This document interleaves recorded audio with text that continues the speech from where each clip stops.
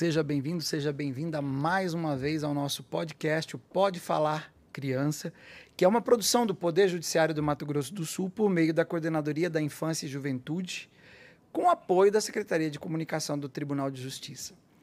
Nosso tema hoje, em comemoração ao mês da adoção, a esse dia 25 de maio, é especificamente a adoção. E eu estou assim, até um pouco enrolado, mais do que o normal, porque o nosso convidado hoje é mais do que especial na minha vida e na vida de tantas crianças, que nós já vamos falar sobre isso.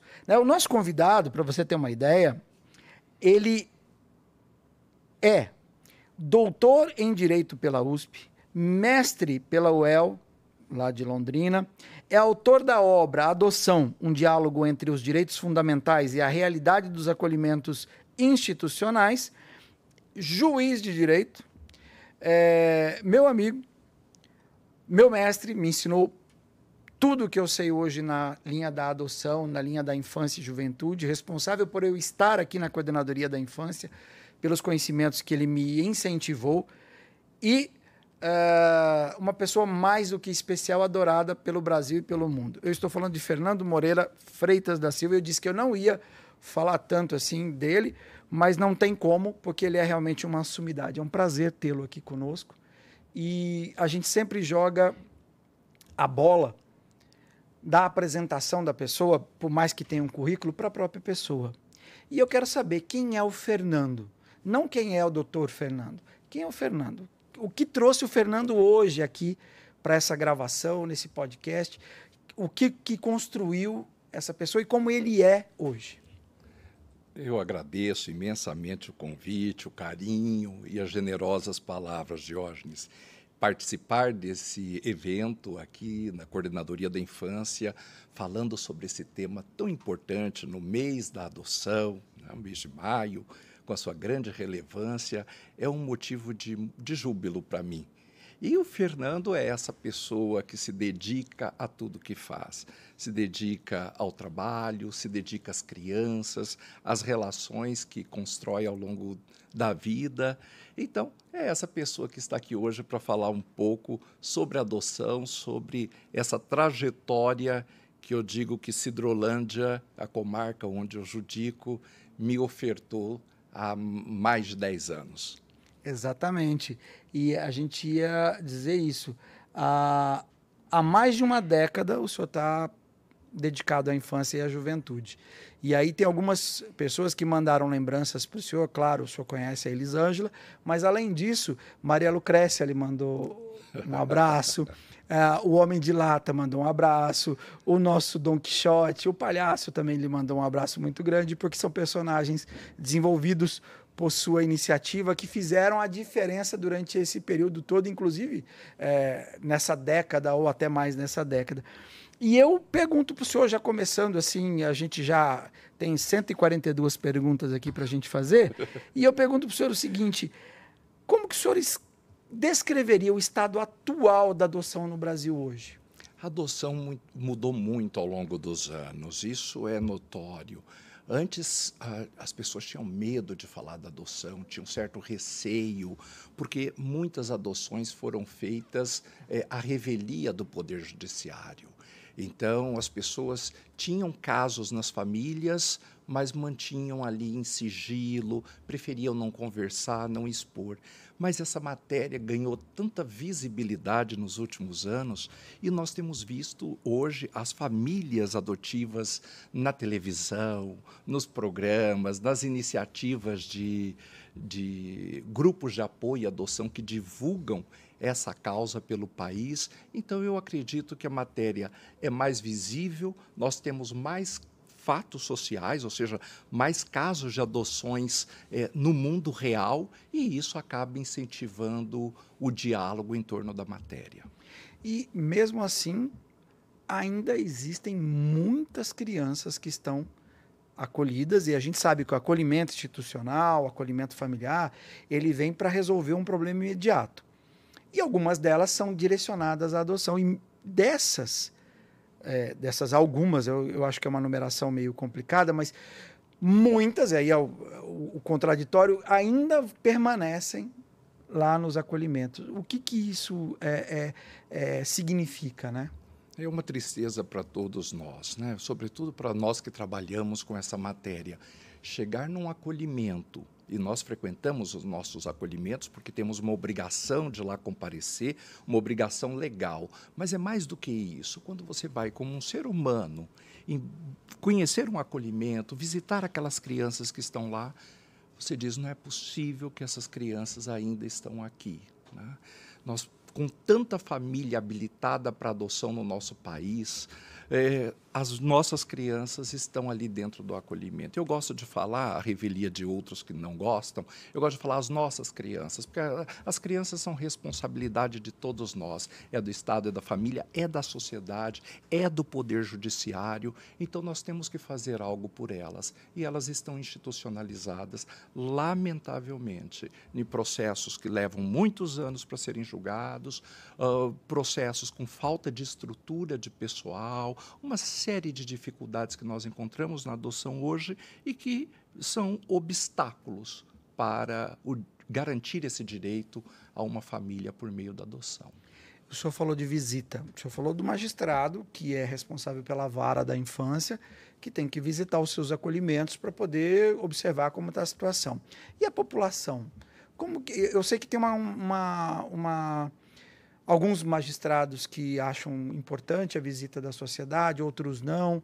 Como que o senhor vê essa situação de que o acolhimento ele tem que ser público, ele tem que ser aberto, ele tem que ser restrito? Como que isso funcionaria? Exato. Lamentavelmente, é outro ponto, né, que nós precisamos enfrentar. Na minha tese de doutorado, eu trabalhei com uma pesquisa quantitativa e qualitativa com magistrados da infância do Mato Grosso do Sul. E ficou ali muito claro para mim a diferença de perspectiva de cada um. A maioria dos magistrados, aproximadamente 60%, eles acreditam que o pretendente à adoção deve visitar as crianças durante a fase de preparação à adoção. Então, eu diria que a maioria acredita nisso e a maioria está de acordo com o ECA, porque é justamente isso que diz o ECA, que sempre que possível e recomendável, as crianças terão as visitas dos pretendentes que pretendem, portanto, adotá-las e podem conhecê-las dentro do acolhimento. Eu digo aquelas crianças reais que estão ali, né? Verificar quem são essas crianças. E isso é fundamental em qualquer relação. Se o pretendente não conhece a criança que está dentro do acolhimento, como é que ele pode querer adotá-la? Vendo apenas siglas ou iniciais ali do nome dessa criança, ou vendo uma foto, um pequeno vídeo, é muito diferente de você ir a um acolhimento, visitar, ter o contato com a criança. Então, a maioria entende que sim, que tem que fazer isso, o que me alegra de saber que a maioria pensa desse jeito. Mas nós temos um grupo que também diz aproximadamente uns 30%, que diz que eles dizem que, olha, podem visitar, mas depois de habilitado a adoção. Ou seja, não é isso que diz o ECA, mas pelo menos ainda permitem uma visita. O problema é que eu encontrei mais de 10% dizendo que não permite nenhum tipo de visita por pretendente à adoção ao acolhimento, destoando totalmente do que diz o Estatuto. E isso é muito triste. Pela minha experiência, eu acho que isso é o que ficou de principal até hoje, nessa caminhada, foi olhar que é o contato do pretendente com a criança que vai permitir que ele amplie o perfil, que ele possa se interessar por uma criança maior, por um grupo de irmãos, ou por, né, uma criança com deficiência. Para você ter ideia, Diógenes, agora, nessa semana, eu tenho 4 irmãos acolhidos lá em Sidrolândia, e esses irmãos foram colocados em um programa de busca ativa, e nós conseguimos encontrar lá em Santa Catarina um pretendente que inicialmente estava habilitado para 2 irmãos, e esse casal decidiu adotar 4 irmãos.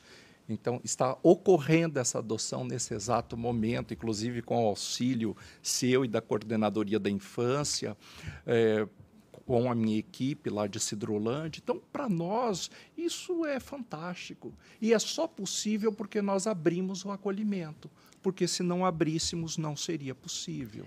É muito interessante, até porque o senhor mencionou, faz parte de uma abertura virtual, inclusive, né? Exato. Que nós colocamos no nosso sistema. Lá na frente a gente vai falar um pouquinho sobre essas ferramentas e essa questão da abertura do perfil. E aí uma das perguntas que nós temos aqui é justamente isso. Qual o perfil das crianças que têm mais dificuldade de ser adotadas hoje nessa pesquisa que o senhor fez? Claro, nós estamos falando aqui sobre o livro, que foi a tese de doutorado do Dr. Fernando. Ele esteve em vários países fazendo levantamento sobre o conteúdo aqui no Brasil e também, em especial, como ele falou, sobre a magistratura do Mato Grosso do Sul nessa atuação junto à infância. Mas além desse livro, todas as outras participações, obras e atividades que o Dr. Fernando fez, ele tem muita experiência e ele é uma das pessoas mais referendadas nesse assunto para descrever essa questão do perfil. Quais são as crianças que permanecem no acolhimento? Porque a gente tem falado sobre isso em alguns episódios, falou sobre família acolhedora, a gente vai falar sobre o Projeto Padrinho. Nós tivemos a honra de gravar, eu não sei quem vai sair primeiro, eu acho que o episódio do senhor vai estar sendo apresentado primeiro que o da desembargadora Maria Isabel, mas nós tivemos a oportunidade de tê-la aqui conosco, gravando, foi algo fantástico, que ela coloca uma outra modalidade também de atendimento aos acolhidos, que podem suprir algumas necessidades. Mas, inclusive, é o perfil que ela menciona. Qual o perfil, então, dessas crianças que precisam dessa atenção maior hoje do judiciário e dos pretendentes? Hoje eu diria que são as crianças com doenças, né? Inclusive as crianças e adolescentes com deficiência, eles precisam muito dessa atenção, porque eles estão dentro do acolhimento e, às vezes, com pouca idade e sem um pretendente. Outro perfil é o grupo dos adolescentes. Então, a partir do momento que se completa 12 anos de idade, é uma quantidade gigantesca de crianças e adolescentes ali dentro do acolhimento, sem um pretendente disponível para aquele perfil.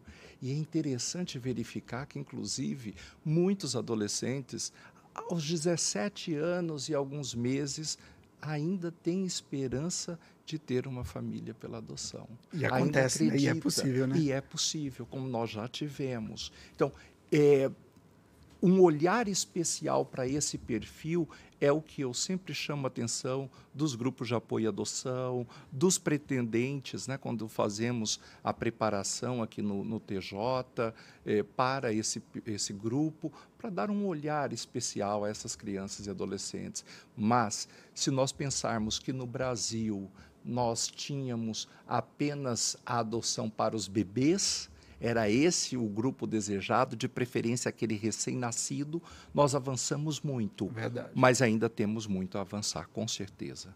E o senhor falou do judiciário mal aparelhado, mal estruturado, às vezes não vocacionado, né? Não sei, algumas coisas desse sentido, mas o que leva à demora, por exemplo, de uma destituição? Porque a gente sabe que às vezes a criança até entra no acolhimento com 2 anos, 3 anos, e aí ela precisa, para ser colocada em adoção, salvo aquelas que são colocadas em risco processual, mas ainda assim, de que passem por um processo de destituição do poder familiar. E o que leva a demorar tanto um processo como esse, que a gente sabe, e aqui já foi mencionado por alguns magistrados, que nós temos o prazo do ECA de 120, 240 dias, que é um prazo impraticável, né, hoje no judiciário. Mas o que leva exatamente? Ou o senhor discorda também dessa questão do prazo impraticável?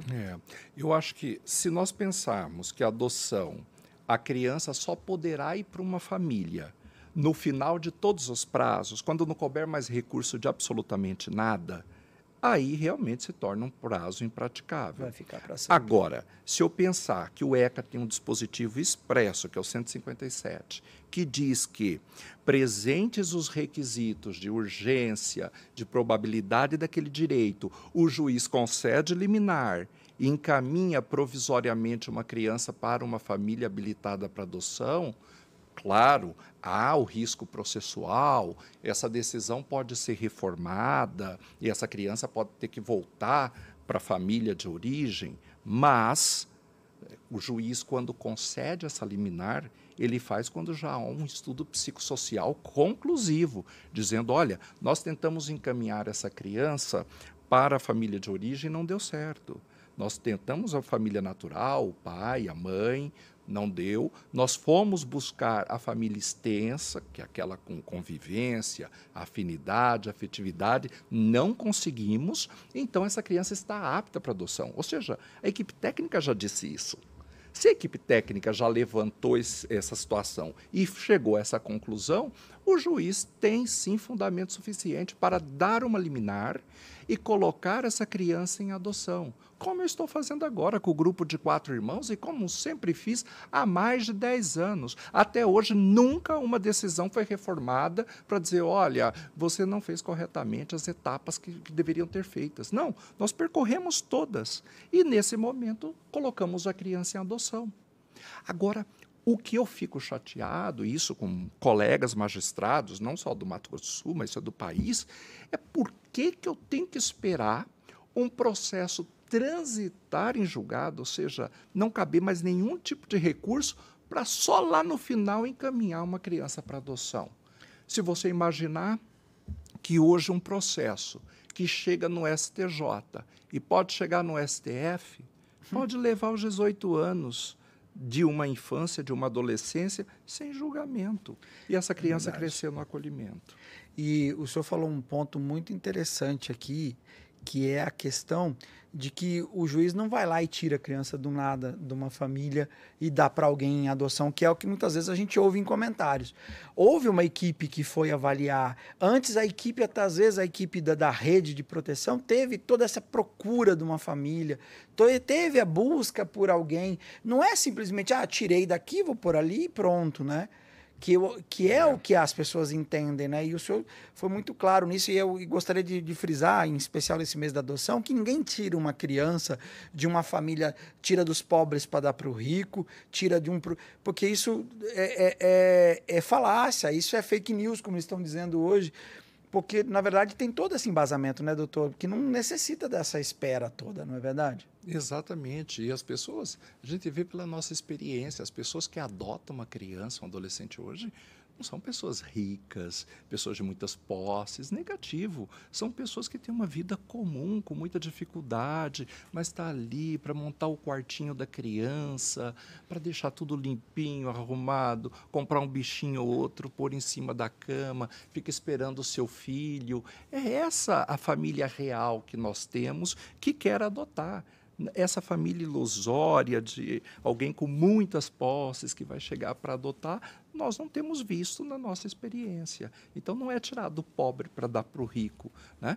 O problema não é se a família é pobre ou é rica, porque isso não é o problema da adoção. É o afeto, é o cuidado com a criança e com o adolescente, é o preparo da mãe e do pai biológicos para a paternidade e a maternidade. Muitos não querem, não desejam, né? Judiam, maltratam a criança, deixam em estado de negligência, de total abandono, né? Quando não praticam violências gravíssimas contra a criança, que se o judiciário não fizer nada, essa violência vai se agravando e chega em casos inúmeros que ouvimos pelo noticiário de pais e mães que mataram seus filhos. Isso tem acontecido com muita frequência, né? E aí, nessa condição de que o judiciário não tira e que a rede está trabalhando e tal, o senhor considera que o Brasil institucionaliza muitas crianças ou ainda a realidade não bate com a necessidade? Institucionaliza. Nós temos um problema institucional gravíssimo.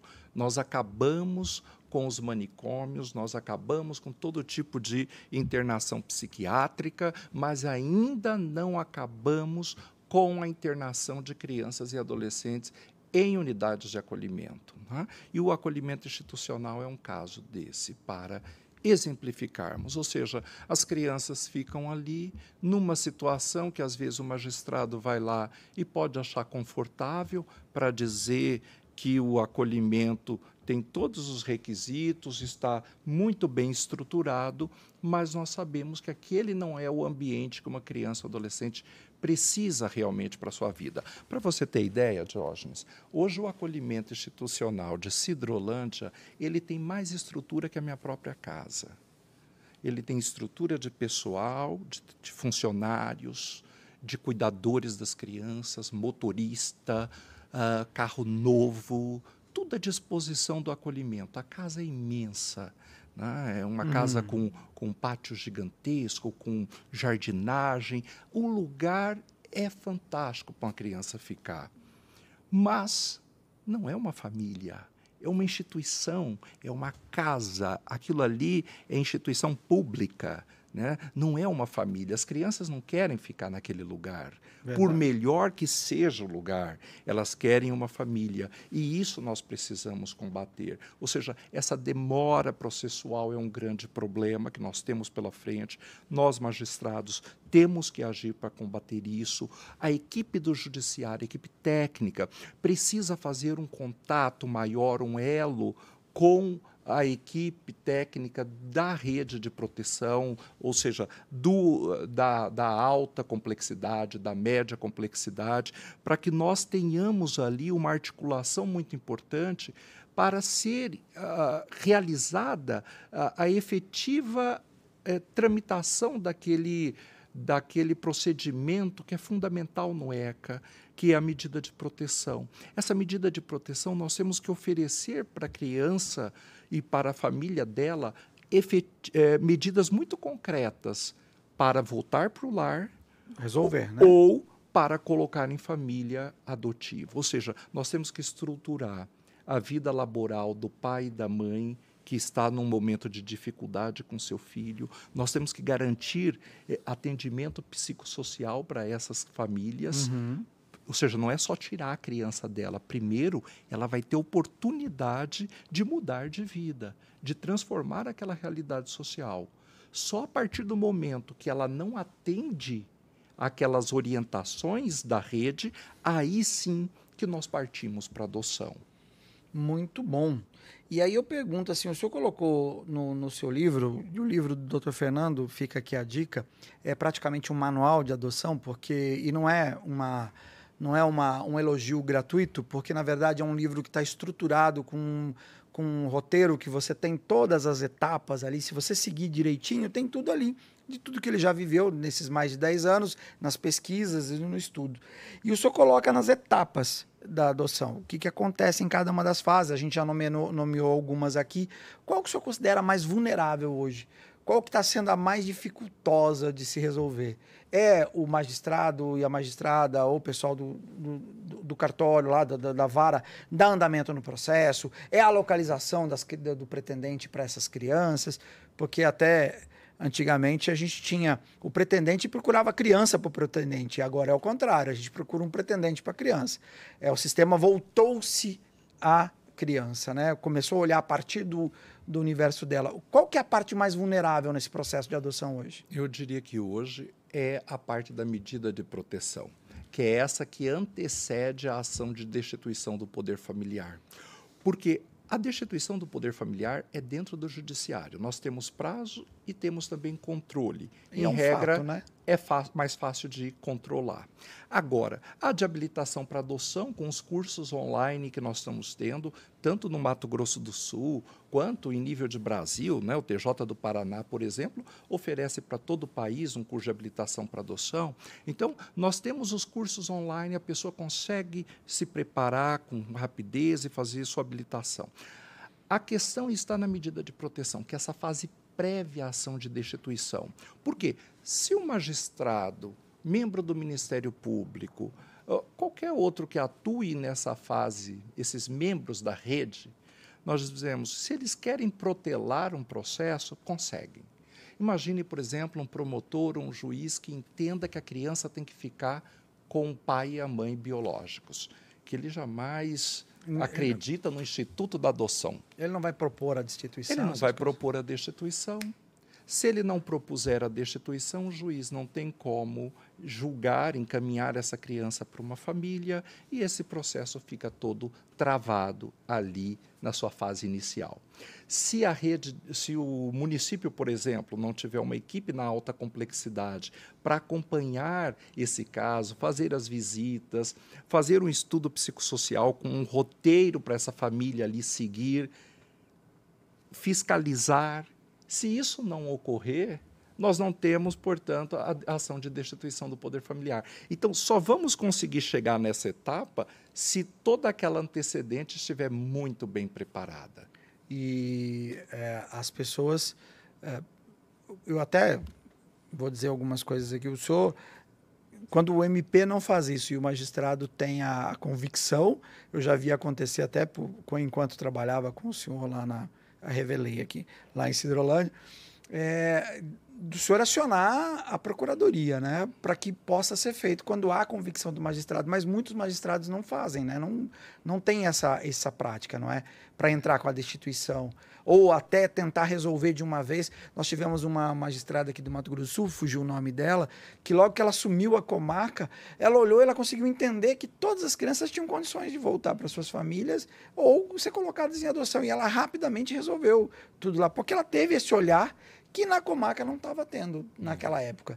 É mais ou menos isso que o senhor tem encontrado magistrados que têm esse receio, talvez, de entrar com o Ministério Público, procurar isso ou não? Eu dei um curso na região norte, no ano passado, para magistrados, inclusive de 2 estados da federação, juntos, e eu falei sobre essa possibilidade, inclusive com provimento do CNJ, que permite que o juiz, se perceber que a criança está ali no acolhimento mais de 6 meses, né, sem uma destituição, sem nada encaminhado, o juiz dá vista para o Ministério Público para ele ajuizar a destituição do poder familiar, se não for caso de retornar para a família. Dá vista para o MP. Promotor se recusa, aciona o Procurador-Geral de Justiça e diz, olha, está aqui a situação, a criança está há muito tempo no acolhimento, Procurador-Geral de Justiça, ou ele oferece a destituição do poder familiar, ou designa um outro promotor para fazer. E eu, por 2 vezes, encaminhei processo para o Procurador-Geral. E ele designou promotoras para ajuizar essa ação de destituição do poder familiar. Então, isso é preciso fazer.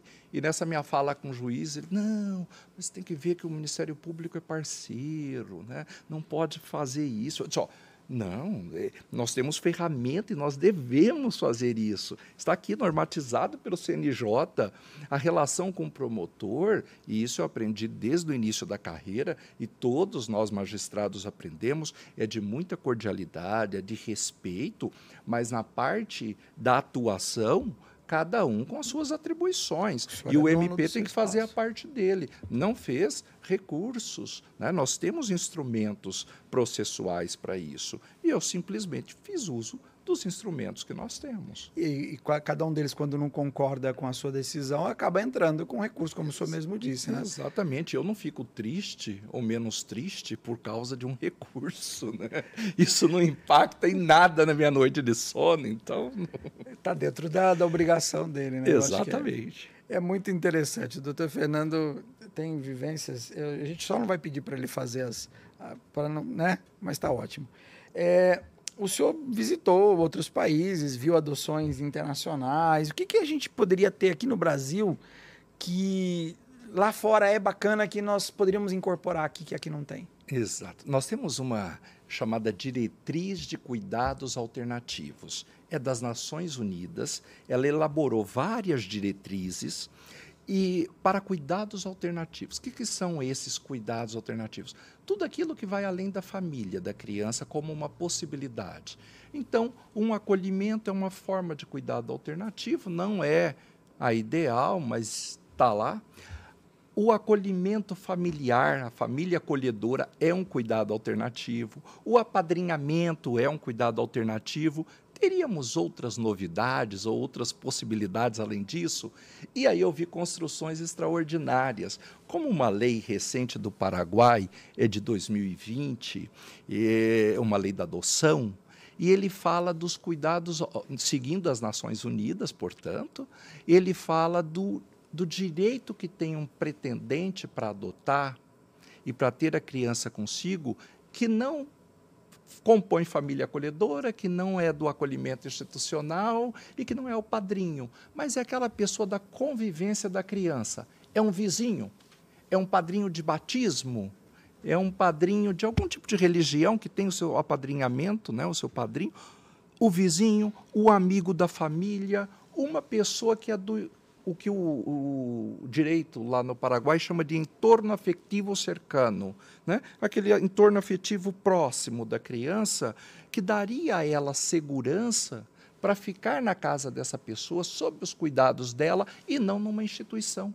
E no Brasil, infelizmente, nós negamos essa existência desse vínculo afetivo da criança e achamos que o melhor para ela é sair direto da casa dela e parar dentro de uma instituição. Nós não olhamos outras possibilidades além da família, do laço consanguíneo. Só existem essas duas possibilidades. Ou vai para um acolhimento, uma instituição, ou uma família acolhedora, que é uma alternativa ao acolhimento e que é razoável, mas desconsideramos todo o entorno da vida dela. E nós já temos algumas decisões, inclusive a decisão do STJ permitindo um padrinho ficar com essa criança, um padrinho religioso. Temos seria um guardião judicial, né, doutor? Exato, é uma pessoa da vida dela que vai receber um termo de guarda. Que não é adoção e não é retorno à família biológica. Exatamente. E é uma alternativa que eu acho que nós não abrimos os olhos para essa modalidade ainda, mas que eu acho que com o tempo, com o amadurecimento, eu tenho sustentado muito isso, tenho escrito sobre esse tema, acho que a tendência vai ser nós ampliarmos essas modalidades de cuidados alternativos. Interessante. Para você ver como que temos alternativas, né? Eu vou pedir agora para colocarmos um intervalo, vou pedir para a Ju colocar um intervalo para a gente e a gente já retorna com o Dr. Fernando Moreira. Estamos apresentando o podcast Pode Falar, Criança, uma realização da Coordenadoria da Infância e da Juventude do Tribunal de Justiça de Mato Grosso do Sul. Muito bem, estamos de volta com o Pode Falar Criança, com a presença do Dr. Fernando Moreira, juiz de direito lá de Sidrolândia e do mundo, porque, na verdade, ele tem palestrado já há mais de 10 anos, tem vivenciado o mundo da adoção e nós agora, no mês de maio, estamos falando bastante sobre isso. E eu queria puxar, doutor Fernando, mitos. O senhor sabe que ainda hoje existem algumas... Nós comentamos agora há pouco sobre um que tira do pobre para dar para o rico. Quais são os mitos mais comuns que ainda perduram hoje, assim, nesse caminho da adoção? São muitos mitos, né, Diógenes? A gente, quando trabalha com um pretendente, com esse universo da adoção, costuma ouvir muito, né? Olha, a minha dificuldade com a adoção é porque eu vou encontrar uma criança maior e essa criança já vai chegar, né, cheio de vícios, com uma personalidade já totalmente formada e ela jamais vai se adaptar à minha família, ao meu ambiente. E nós sabemos que isso é um mito. A própria experiência, seja pela psicologia que afirma, né, que a personalidade ela vai se formando ao longo do tempo, ela não é dada, né, mas ela é construída, e que essa convivência, a criança se adapta a esse ambiente, a família também se adapta à relação com a criança, mas isso é fruto de um processo, né? Então, o fato de adotar um bebê não tem absolutamente nada a ver com a estrutura, com como será essa criança ali no futuro. Não há garantias, né? Nenhuma. E isso é bastante curioso, porque as pessoas querem essa garantia, né? Olha, outro mito, filhos adotivos, eles vão dar algum problema no futuro. Aí começa a buscar casos de adoções que não deram certo, de alguma coisa que aconteceu errado. Olha, aquilo ali eu estou falando, né, não deu certo e tudo mais. Mas se nós olharmos a quantidade de filhos biológicos que não dão certo na vida, né, que se envolvem com drogas, com criminalidade, né? O número é assustador. Então, um dia, para quebrar esses mitos, e quando eu cheguei na magistratura eu fiz isso, eu pedi para levantar qual que era o ranking dos adolescentes com maior número de atos infracionais. E Verdade. o cartório me trouxe essa relação dos 10 mais. Eu peguei os 10 mais e pedi informações ao cartório de registro civil se algum deles ali era adotado. E nenhum era um filho adotivo, né? Todos filhos biológicos, para você ver que isso aí é um mito, né? Caiu o mito, um dos mitos com relação à adoção. E nisso tudo, qual que é o papel do juiz? O papel do juiz ele vai além do cartório, além do seu gabinete. O senhor já falou de visitar o acolhimento. O magistrado tem que aproveitar os espaços da sociedade para poder falar sobre isso e quebrar esses mitos também, não? Eu acho muito importante, Diógenes, isso é fundamental.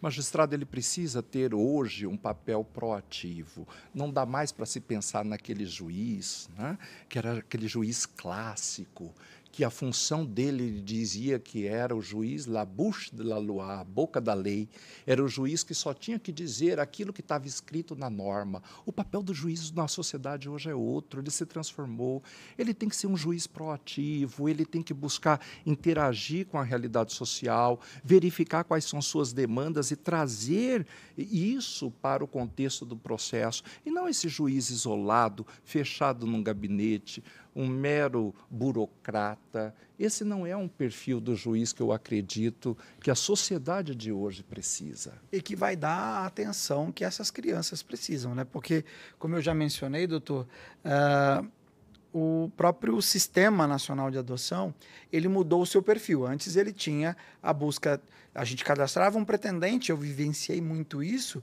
e você ia procurar as crianças que estavam ali disponíveis no outro cadastro. E aí com a unificação, em 2019, aquilo tudo que nós vivemos, o SNA passou a ser, e eu até brinquei uma vez num curso que a gente estava dando, eu falei eu inventei uma palavra, que ele é agora criançocêntrico.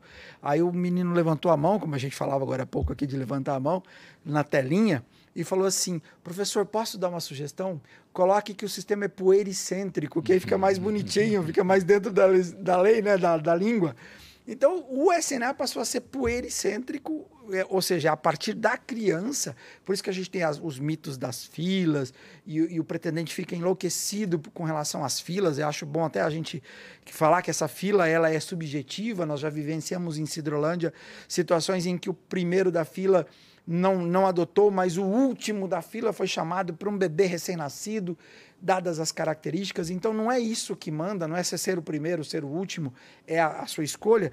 E eu pergunto, qual a sua visão sobre o SNA? Ele veio para ajudar, veio para piorar, não está bom? O que precisa ser feito? Ele, para mim, é uma grande ferramenta, né? Claro que ele precisa ser aprimorado, e nós que operamos o SNA ao longo desses anos sabemos da importância da mudança e da ampliação. Agora, o que precisa ainda no sistema, a meu juízo, é a facilidade na operacionalização. Deveria ser de uma forma que qualquer servidor do Poder Judiciário Nacional pudesse fazer uma alteração, pudesse tirar dali já aquela informação de que está ali apto para adoção. Ele tinha que sumir da tela. Isso qualquer um poderia fazer, não somente aquele que lançou aquele dado, porque isso dificulta no momento de fazer as buscas, porque nós temos situações em que a família já adotou, mas ainda está ali aparecendo e fazendo a vinculação, porque não foi desvinculado pelo servidor que estaria operacionalizando o sistema, por exemplo. Então, veja que nós temos avanços para serem feitos, mas ele é nosso primeiro instrumento de busca. Né? Nós começamos nacionalmente pelo SNA. Né? Não tendo ali uma pessoa habilitada na nossa comarca, nós partimos para o SNA. Então, ele é uma ferramenta muito importante. E eu não desmereço o SNA, mas nós precisamos caminhar sempre no aprimoramento. Precisa avançar na elaboração dele, na construção, nas formações dos servidores. É lógico que o senhor falou que seria possível que ele fosse mais simples, né? Mas hoje, realmente, ele apresenta uma série de exigências. Mas só para deixar claro, o pretendente pode ficar tranquilo de que uma vez que ele esteja instalado, ou cadastrado, registrado, o posicionamento dele na fila e tudo mais vai ser respeitado com esse novo sistema? Como que isso se processa? Pode ficar tranquilo quanto a isso. O sistema é seguro, o sistema ele é aperfeiçoado e ele é zelado pelo Poder Judiciário, né? Tem participação do Ministério Público também na fiscalização. Então, é um sistema sob controle. Não tem problema da pessoa pensar que ali ela poderia ser preterida. Isso não vai acontecer. O que você bem destacou são situações em que o pretendente salta na fila, às vezes de uma última posição, ele recém se habilitou e, de repente, ele é o primeiro da fila. Quer ver um exemplo? Um bebê, tivemos uma situação dessa, um bebê que era filho de uma mãe com sorologia positiva para HIV. Hoje nós sabemos que uma pessoa com HIV vive bem melhor que outra sem HIV. Por quê? Primeiro, porque não transmite a doença. Segundo, porque o tratamento, ela faz acompanhamento direto. Ou seja, a saúde dela está muito bem. Então, essa pessoa, a criança, quando nasce de uma mãe com HIV, ela faz o tratamento, usa terapia ali no início, mas a criança, às vezes, fica com uma sorologia, pode apresentar essa sorologia nos primeiros 2 anos do nascimento, e ela precisa ser acompanhada para dizer se ela vai ter ou não vai ter a doença. A partir dos 2 anos, se o teste der negativo, está tudo certo, a criança não se contaminou. Então, tudo isso é possível hoje. Pois bem, quando nós chamamos um pretendente para adotar um bebê, não apareceu ninguém na comarca, ninguém no Brasil, tinha uma pessoa no Rio de Janeiro na época, mas já estava em convivência. Ou seja, não tinha ninguém para a nossa criança. De repente se habilitou um pretendente e ele declarava: eu adoto com qualquer doença, eu não faço qualquer distinção. Eu chamei, inclusive, para conversar, dizendo: mas escuta, eu li errado ou você disse mesmo que adota com qualquer doença? Ele falou: qualquer doença, doutor. Você imagina, por exemplo, se fosse meu filho biológico, se eu estivesse lá no parto, um cordão umbilical poderia enrolar no pescoço dessa criança e ela nascer e ficar num estado vegetativo para a vida toda. Eu iria abandonar? Não é meu filho? Então, por que é que eu não vou adotar uma criança que chegou para mim, que nasceu para mim naquele momento com uma doença? Vou adotar sem problemas. Adotou, a criança passou por toda essa etapa e nem teve a sorologia, né? Então, veja que ela, com certeza, por ter uma abertura, e eu diria, por ter um coração muito maior, ela saltou do último lugar para o primeiro da fila, porque os outros não adotavam com uma doença. E esse caso eu acompanhei de perto também, foi na minha época, e inclusive teve uma outra adoção semelhante logo em seguida. Então, assim, o próprio sistema vai fazer o filtro pelas suas preferências, né? Eu sempre brinco que ele é o Tinder da adoção, porque ele vai pegar os perfis comparativos, né? Então, se esse aqui dá certo com esse aqui, pode ser que saia uma adoção. Coisa que antigamente era feita no dedo, né? Esse aqui por pesquisa, e hoje o sistema cuida para que isso não aconteça. Exatamente. Muito bom. Doutor, nós falamos de judiciário, falamos aqui dos pretendentes, falamos das crianças, do município, e a legislação. O senhor é um estudioso nessa área também, tantas leis que o senhor já propôs, até em Cidrolândia, que eu lembro que nós corremos para poder fazer as leis que pudessem favorecer muito esse universo da adoção. Hoje a legislação brasileira precisa mudar. O senhor já mencionou alguma coisa com relação eu não vou saber falar em espanhol, mas a pessoa que é o amigo próximo, né? O entorno afetivo próximo. O entorno afetivo próximo de uma criança. Algo mais poderia ser feito hoje para melhorar essa questão da adoção no Brasil? Acho que a primeira ideia que os outros países fizeram, a Itália fez, o Paraguai fez, a Argentina fez, apesar de eles não terem conseguido cumprir isso, mas pelo menos é um marco muito significativo, é marcar uma data para o fim da institucionalização, né? Todos esses países fizeram e nós precisamos fazer também. Em quantos anos nós vamos acabar com o acolhimento institucional no Brasil? É semelhante à Agenda 2030 que nós temos? Exatamente. Nós precisamos construir uma data e com projetos efetivos em cada estado, cada município, para ir fechando gradualmente os seus acolhimentos e trazendo essas outras modalidades de cuidados alternativos para substituírem essa ideia da instituição. Vejam que esse é um dos momentos, do marco que eu acho que nós precisamos estabelecer no Brasil, que isso vai ser significativo nessa transformação de perspectiva. É a mesma transformação que você falava, de colocar a criança como centro do universo, nós precisamos também, nessa toada, colocarmos o fim dos acolhimentos. Essa criança não vai ficar institucionalizada, ela será protegida em outras modalidades. Esse é um ponto importante. Agora, na própria questão da adoção, Diógenes, nós precisamos ainda avançar dentro do ECA.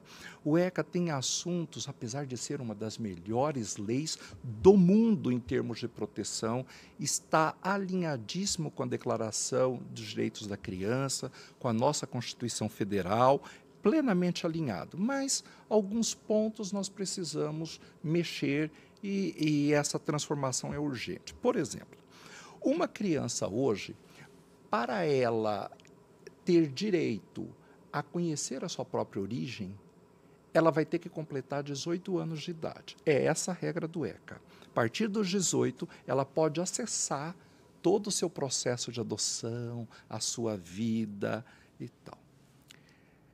Ocorre que muitas adoções, inclusive nós sabemos disso, não passaram pelo crivo do judiciário. E elas foram realizadas dentro de hospitais, dentro de maternidades, com entrega direta. E a criança vai querer saber sobre a origem dela, buscar os seus prontuários. E o ECA diz que, ao mesmo tempo em que dá a ela direito, a partir dos 18, de ter acesso, aos 18 anos de arquivados os documentos, o ECA também dá o direito das maternidades e hospitais destruírem os documentos, os registros. Ou seja, no momento em que o ECA empodera essa criança e diz, agora você é um adulto, pode buscar a sua origem, o próprio ECA autoriza a destruição dos registros pelas maternidades. E isso é desastroso, isso é um crime contra as crianças, porque nós temos que, na verdade, proteger. Países na Europa adotam 50 anos de proteção e nós usamos 18. Então, isso é um verdadeiro absurdo. Com o sistema digital hoje informatizado, deveríamos guardar essa informação para sempre, né? Igual o registro civil vai preservar para sempre as escrituras, né? Nós vamos ter a preservação desses prontuários. A fala do senhor gerou comoção no estúdio, né? Não sei se o senhor ouviu todo mundo. E nós temos poucas pessoas, mas foi uníssono. Realmente, nós temos aqui no Poder Judiciário do Mato Grosso do Sul um programa que é o Minhas Raízes, que é coordenado aqui pela Coordenadoria da Infância, acompanhado, gestado aqui pela coordenadoria, em que a pessoa pode ter acesso aí à sua vida, tanto completou 18 anos, a questão da adoção, os processos de adoção, de instituição, ou se ele tiver um procurador e ele tem uma autorização de pai e mãe, a gente consegue também dar essa autorização porque está no ECA. Mas a gente não tinha pensado nisso e a gente tem recebido muito pedido sobre adoções que são consideradas adoções à brasileira. Ainda acontece muito no Brasil? Acontece. E isso eu acho que nós precisamos repensar o próprio sistema de adoção no Brasil. Nós temos essa ideia da adoção ainda no ECA, de uma adoção que ela marca uma ruptura da família biológica com a família adotiva. Como se nós pudéssemos passar uma borracha na vida da criança e dizer, a partir de agora, você não vai ter mais nenhum contato com a família que colocou você no mundo. Eles não existem mais para você e daqui para frente você vai ter uma outra história e nós que vamos dizer como será essa história. Isso me parece uma forma de violência também contra a criança.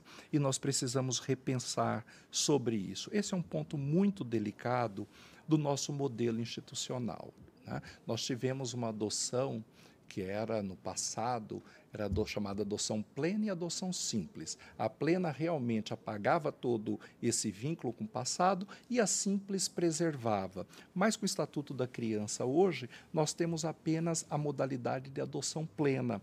E muitos têm começado a sustentar um retorno a essa modalidade da adoção simples. Claro que no passado a simples, ela tirava todo a possibilidade dessa criança ser herdeira, por exemplo, dos pais adotivos. Não.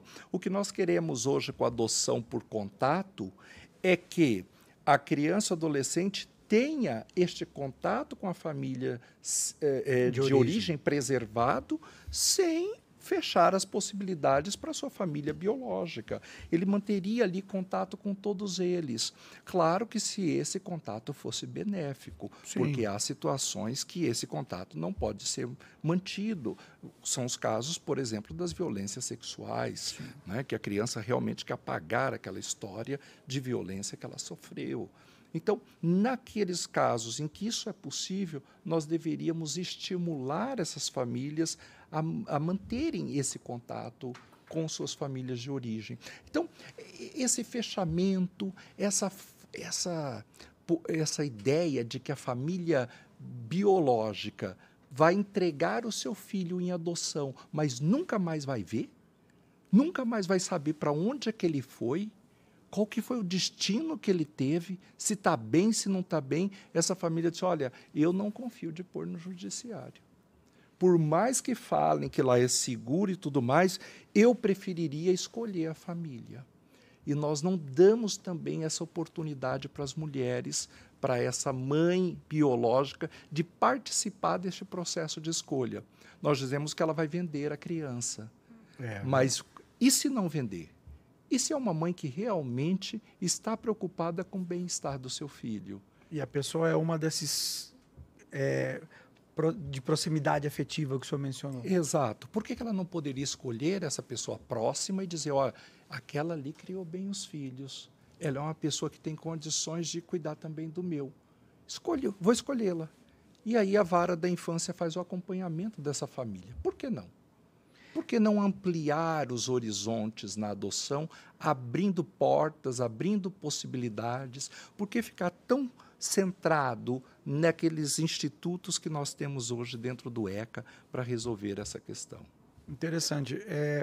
Me veio à mente alguma coisa com relação, não sei se os Estados Unidos, em que a família biológica tem muito essa proximidade ou essa escolha com quem vai adotar, né? A criança continua, o adolescente continua tendo relacionamento. Tem até uma expressão que me foge à cabeça, não sei se o senhor chegou a mencionar, desse tipo de adoção, que não é adoção compartilhada, é quando você tem duas... Adoção aberta, exatamente. É aberta ou por contato. Elas são sinônimos. Adoção aberta ou por contato. Essa seria, então, uma das alternativas que a legislação brasileira poderia estar atuando para se diminuir ou se mitigar essa questão das adoções, a brasileira de maneira velada. Aí sim, com venda, com sequestros, né, com tudo que acontece. Exato. Né? Se o judiciário vai acompanhar a família, que mal tem. Né? É outro instrumento, é outra possibilidade. Às vezes nós ficamos fechados ali na ideia daquela adoção apenas a que nós temos hoje disciplinada no ECA, fechando os olhos para um horizonte paralelo de alternativas, de cuidados alternativos que nós podemos ter. Isso porque a gente acaba não tendo a questão da prioridade absoluta, que é a criança, porque uma briga, quem pode adotar, quem pode entregar, quem pode... Mas e a criança? Né?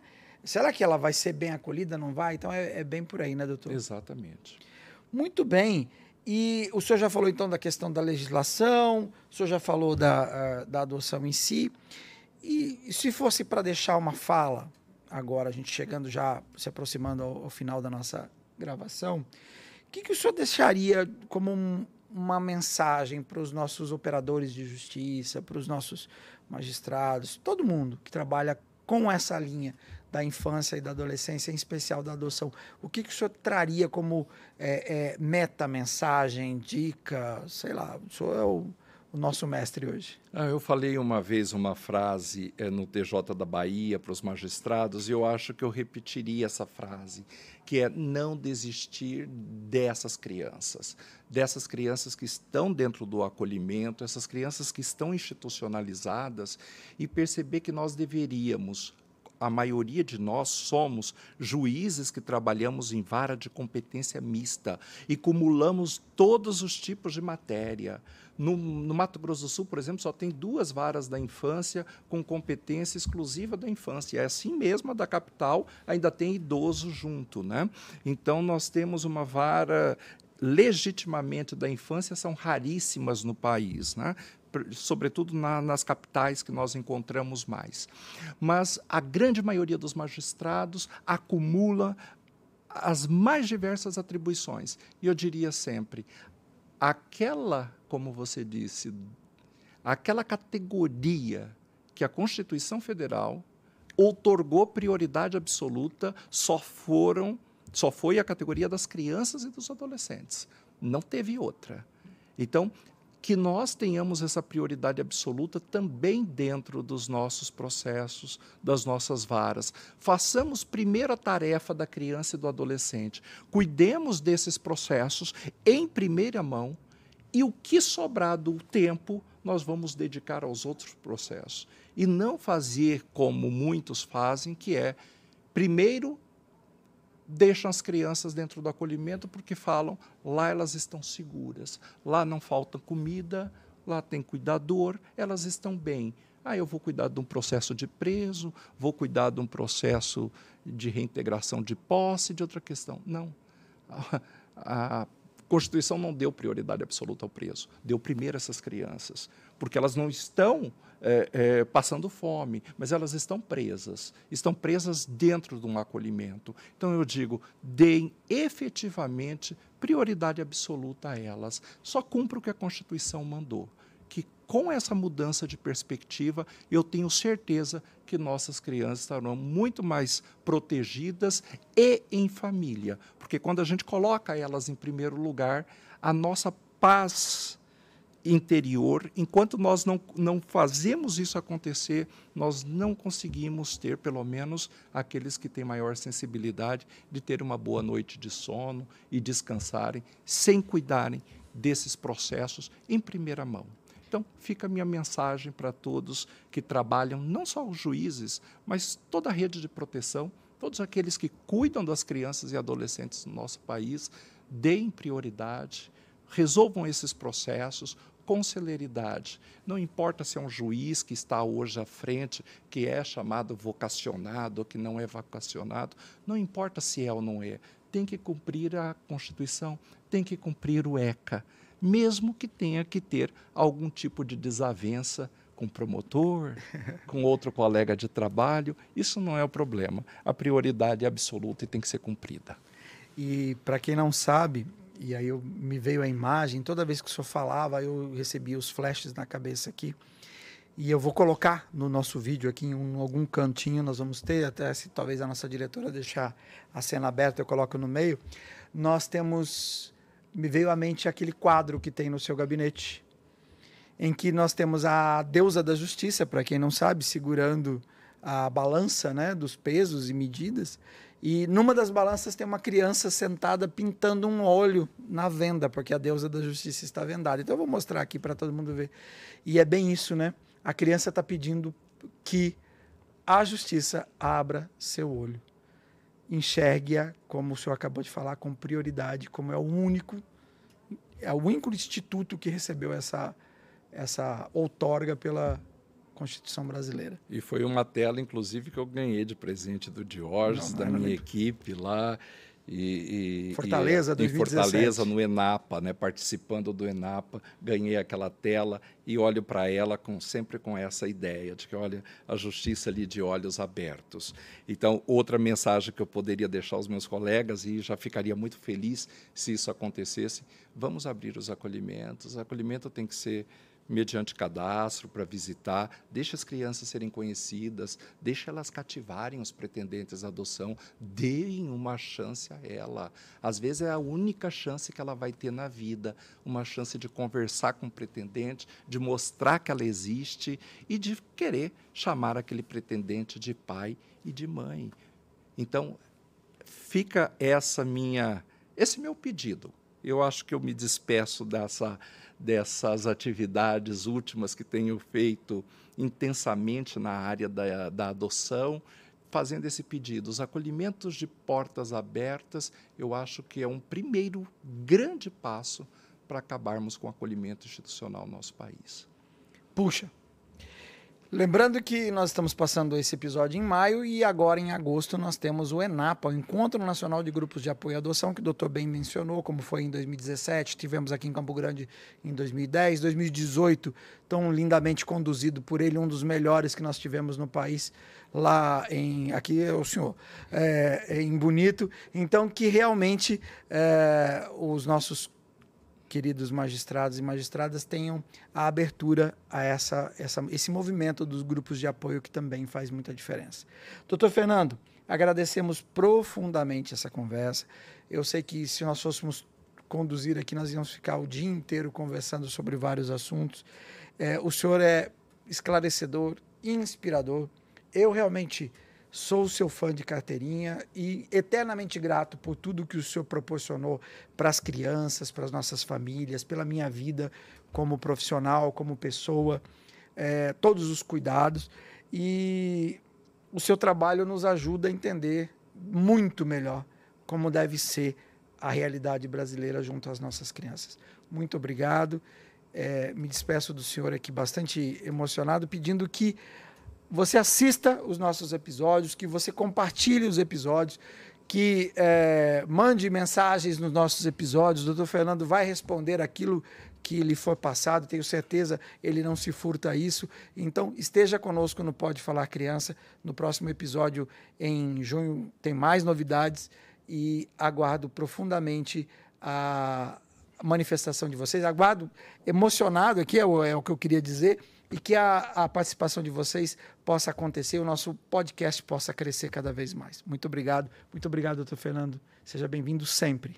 Muito obrigado, eu que agradeço todo esse acolhimento afetivo que recebo sempre aqui na Coordenadoria da Infância. Uma festa. É uma alegria poder participar o bolo com vocês.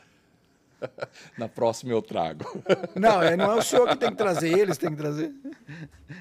Obrigado. Obrigado. Esse foi mais um episódio do podcast Pode Falar, Criança, uma realização da Coordenadoria da Infância e da Juventude do Tribunal de Justiça de Mato Grosso do Sul.